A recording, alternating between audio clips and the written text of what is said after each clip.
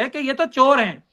चोर को ये कहोगे कि हम जो है अपने घर में आपको घुसने देंगे, तो पूरे घर नहीं सारा देश लूट लेंगे। उनको कोई इज्जत वाले लोग थोड़ी हैं। ये कोई संविधान को मानने वाले, संविधान और कानून की इज्जत करने वाले लोग तो ही हैं। अगर आप इलेक्शन का बाइकआउट करोगे तो इनकी तो बल्ले बल्ले हो जाएगी, ये तो खुश हो जाएंगे, ये 543 की 543 सीटें जीत जाएंगे। ये मेरा इसमें थोड़ा ओपिनियन ये है कि हम बड़े जन आंदोलन से इनको मजबूर करें, और ये जन आंदोलन का एक सबसे अच्छा तरीका यही है तो हम केसेस डालें और इनके लोगों को इलेक्शन पिटीशंस डाल के इलेक्शन रद्द करवाएं इनके लोगों के, और दोबारा चुनाव कराएं मत पत्र से, और एक आंदोलन मत पत्र के लिए शुरू हो। ये लोग चोर हैं। एक एक दिन भी जितने दिन मोदी जी, अमित शाह जी और ये सब लोग हैं सरकार में, ये सब लोग अडानी, अंबानी, यूसुफ लुलू को देश का पैसा लूट के झोलियों में भर के नहीं, टैंकरों में भर भर के, जहाजों में भर भर के दे रहे हैं। तो हम इन्हें कैसे अलाउ करेंगे? इनको कोई शर्म नाम की वस्तु नहीं है। अगर आप कहेंगे हम चुनाव का बाइकआउट, कोई शर्मीला या कोई संभ्रांत व्यक्ति होता तो वो उससे डरता। ये तो खुश हो जाएंगे इससे। तो ऐसा नहीं करना है। इनको हमें संवैधानिक और कानूनी तरीके से मजबूर करना है कि ये पेपर बैलेट से चुनाव हो। फिर ये, मुझे नहीं लगता कि 1984 में जो इनका हाल था लोकसभा में। नमस्कार दोस्तों, कैसे हैं आप सब। आशा करता हूं आप सभी सुखी व स्वस्थ होंगे। दोस्तों, आज का ये वीडियो आप सभी के लिए बहुत ही खास होने वाला है दोस्तों, क्योंकि आज खबर ही कुछ ऐसी है दोस्तों, जैसा कि आप सभी जानते ही हैं कि महाराष्ट्र में चुनाव हो चुके हैं और चुनाव के नतीजे भी आ चुके हैं दोस्तों। नई सरकार का गठन हो चुका है, लेकिन वहीं दूसरी ओर महाविकास आघाड़ी के 46 विधायक जो जीत कर आए थे, उन्होंने अब शपथ लेने से इनकार कर दिया दोस्तों। महाविकास आघाड़ी के विधायक और शिवसेना यूबीटी के नेता संजय राउत के भाई ने तो यहां तक कह दिया है कि वे विधायक पद की शपथ नहीं लेंगे, जरूरत पड़ी तो विधायक पद से इस्तीफा भी दे देंगे दोस्तों,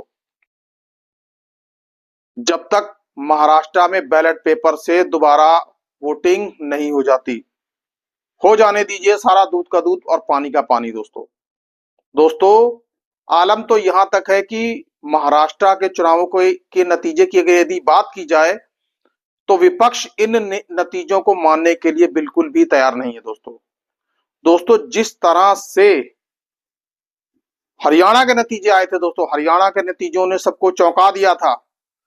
कांग्रेस की एक तरफ पूरी तरह से हवा बहती हुई नजर आ रही थी, लेकिन उस बहती हुई हवा में भारतीय जनता पार्टी ने पूर्ण बहुमत हासिल कर लिया दोस्तों। कई चुनावी पंडितों, कई सेफोलॉजिस्ट, कई सारे एनालिसिस्ट के दावे बिल्कुल हवा हवाई होकर रह गए दोस्तों, यही हाल कमोबेश महाराष्ट्र के चुनावों में भी यही हुआ दोस्तों। खुद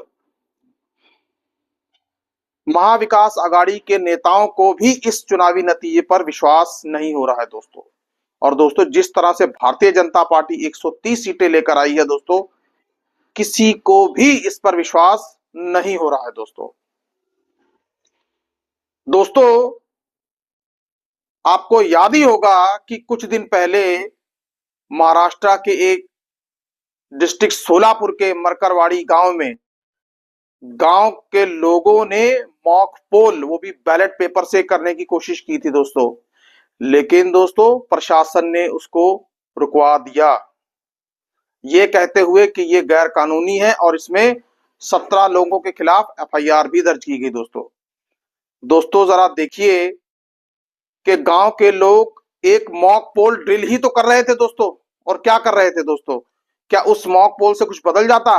कुछ भी नहीं बदल जाता। लेकिन आखिरकार भारतीय जनता पार्टी को किस बात का डर था कि वहां पर मकरवाड़ी गांव के लोगों को मॉक पोल करने से रोका गया दोस्तों। खैर दोस्तों, अब ये तो बीते समय की बात हो गई है दोस्तों। ताजा खबर ये है कि अब 15 दिसंबर को महाराष्ट्र के एक नहीं कई सारे गांवों में अब बैलेट पेपर से चुनावों की मॉक ड्रिल होने वाली है दोस्तों, यानी कि बैलेट पेपर से अब मॉक इलेक्शंस होंगे दोस्तों। यदि ऐसा है तो क्या अब देश में ईवीएम के खिलाफ एक हवा बनने लगी है दोस्तों, एक चिंगारी लगने लगी है दोस्तों, जो कि कहीं धीरे धीरे धीरे धीरे पूरे देश में ना फैल जाए। दोस्तों जिस तरह से लोग अब सड़कों पर उतर रहे हैं दोस्तों, उसे देखकर तो शायद ऐसा ही लग रहा है दोस्तों।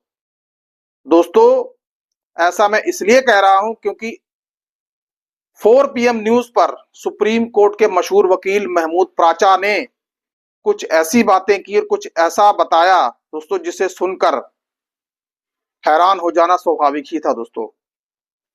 दोस्तों महमूद प्राचा ये बताते हैं कि 15 दिसंबर को अब महाराष्ट्र के कुछ गांवों में, 100 से अधिक गांवों में शायद मॉक पोल्स होंगे, वो भी बैलेट पेपर के साथ। दोस्तों अब धीरे धीरे लोगों का अब ऐसा लग रहा है कि ईवीएम से विश्वास उठता चला जा रहा है दोस्तों। ईवीएम से ही नहीं बल्कि पूरी चुनावी प्रक्रिया से ही सवाल उठता चला जा रहा है दोस्तों। दोस्तों दूसरी बात यह है कि शरद पवार भी मारकरवाड़ी गांव में लोगों से मिलने के लिए पहुंचे, उनका हौसला बढ़ाया दोस्तों और उन्हें हिम्मत बंधाई दोस्तों। और आने वाले 15 दिसंबर के मॉक पॉल्स में आने वाले 15 दिसंबर के मॉक पोल्स में उन्होंने उनके साथ खड़े रहने का भी ऐलान कर दिया दोस्तों। और दोस्तों यही नहीं, नेता विपक्ष राहुल गांधी ने भी इन मॉक पोल्स में इन गांवों का दौरा करने में शिरकत करने की हामी भर दी है दोस्तों। अब दोस्तों जरा सोचिए कि राहुल गांधी और एक तरफ एनसीपी नेता शरद पवार और भी विपक्षी पार्टियां यदि साथ आ गईं तो भारतीय जनता पार्टी के लिए कितनी बड़ी चिंता का सबब बन जाएगा दोस्तों। खैर अब बात करते हैं महमूद प्राचा की। दोस्तों महमूद प्राचा ने अपने इंटरव्यू में ऐसी ऐसी बातें कही जिसको सुनकर आप हैरान हो जाएंगे दोस्तों। उन्होंने मोदी, अमित शाह और मुख्य चुनाव आयुक्त को चोर तक कह डाला दोस्तों और उन्होंने इनके खिलाफ केसेस दर्ज कराने की और इनको जेल तक भेजने की भी बात कह डाली है दोस्तों जरा सुनिए महमूद प्राचा अपने इंटरव्यू में क्या कह रहे हैं दोस्तों। सलाह देना चाहूंगा, लेकिन ये मास लेवल का आंदोलन और हमारा जो हमने रास्ता खोजा है कि कोई भी संघर्ष ऐसा होना चाहिए जिसमें जीत हासिल करनी का भी एकदम एंड गेम साफ नजर आए, और उसके लिए हमने प्लान यही बताया। एक तो ये आंदोलन, मॉक पोल्स, दूसरा ये कि 150 से ज्यादा सीटें ऐसी हैं महाराष्ट्र में जो बीजेपी हार सकती है। अब मैं आता हूं मुद्दे की बात पे। ये जो पेपर बैलेट से चुनाव हो रहा है ये 100% संवैधानिक है, और जो इसे रोकता है वो बहुत बड़ा अपराधी है संविधान के लिए। अमित शाह जी, मोदी जी, राजीव कुमार जी, जो देश के सबसे बड़े चोर हैं वोटों के, अगर वो रोकने की चेष्टा करते जैसे मरकटवाड़ी विलेज में किया है, तो हम आके उन सभी सरकारी अधिकारियों के खिलाफ और उनके राजनीतिक आकाओं के खिलाफ मुकदमा दर्ज करा के उनको जेल भिजवाने का काम करेंगे। और जो ये गांव वाले हैं इनको हम कानूनी सुरक्षा भी देंगे। कल हमारी उनसे बात हो गई है, तो ये है सही कानूनी पोजीशन। तो हर घर के लोगों को अब यही एक तरीका है इन लोगों को बेनकाब करने का, जो ये इतनी बड़ी चोरी और डकैती हो रही है।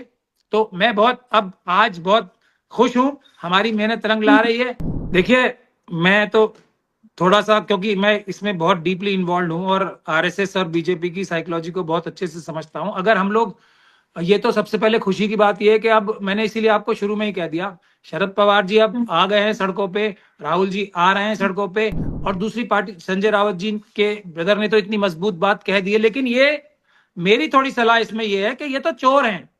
चोर को ये कहोगे कि हम जो है अपने घर में आपको घुसने देंगे तो पूरे घर नहीं सारा देश लूट लेंगे। उनको कोई इज्जत वाले लोग थोड़ी हैं, ये कोई संविधान को मानने वाले, संविधान और कानून की इज्जत करने वाले लोग तो ही हैं।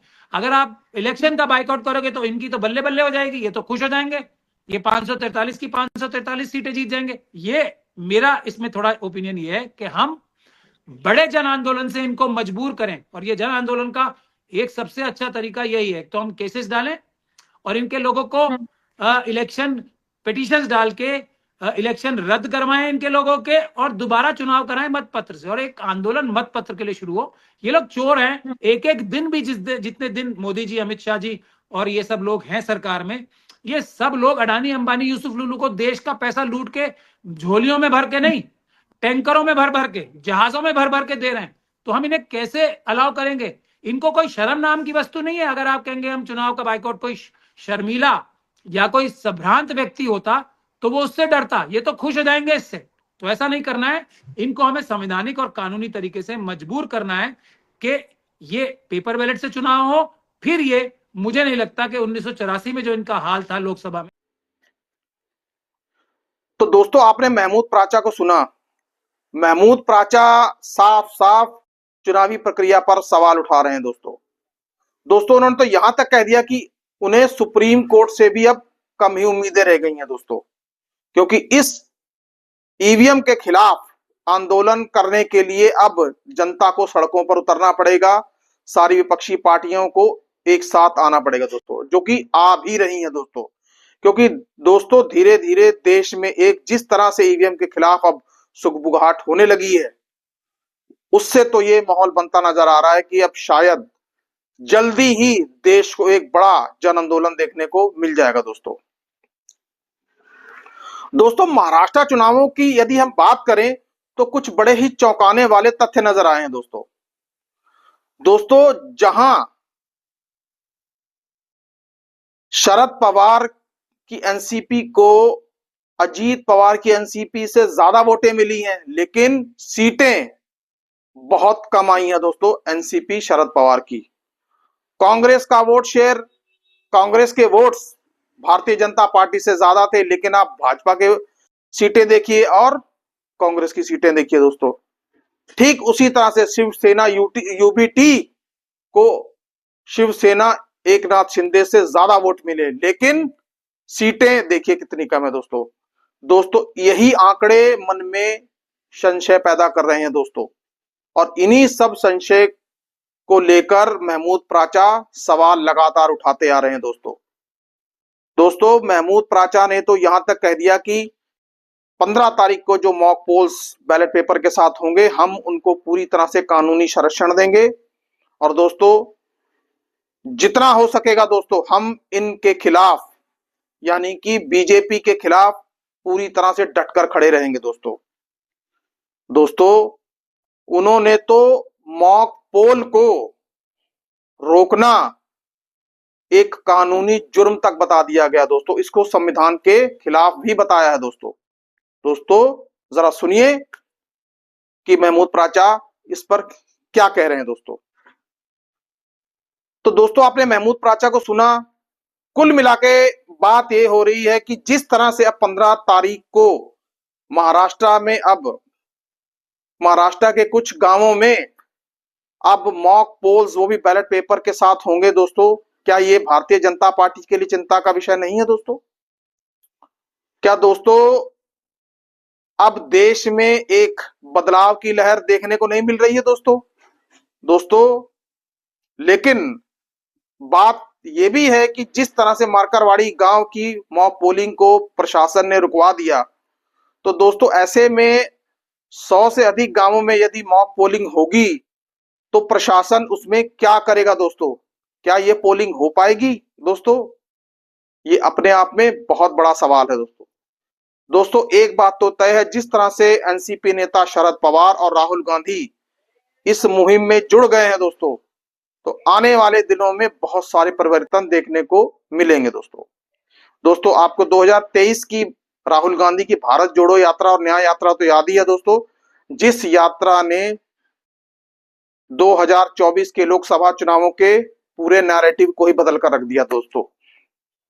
क्या दोस्तों इस बार फिर ऐसा कोई आंदोलन ईवीएम के खिलाफ होगा और कौन जाने के नतीजा क्या हो दोस्तों इतिहास गवाह है कि बड़े बड़े आंदोलन हुए और बड़े बड़े आंदोलनों के आगे कई बार सरकारों को झुकना भी पड़ा है दोस्तों खैर अब ये तो वक्त ही बताएगा कि 15 तारीख को जो मॉक पोलिंग होगी उस मॉक पोलिंग में इन गांवों को और विपक्षी दलों को कितनी कामयाबी मिल पाती है दोस्तों, और यदि हो जाती है तो इन चुनावों में क्या जिस तरीके का भी रिजल्ट आएगा उससे देश को क्या संदेश मिलेगा दोस्तों। दोस्तों तब तक हमें इंतजार करना होगा। दोस्तों आज के लिए इतना ही। सुखी रहिए, स्वस्थ रहिए। जय हिंद, जय भारत।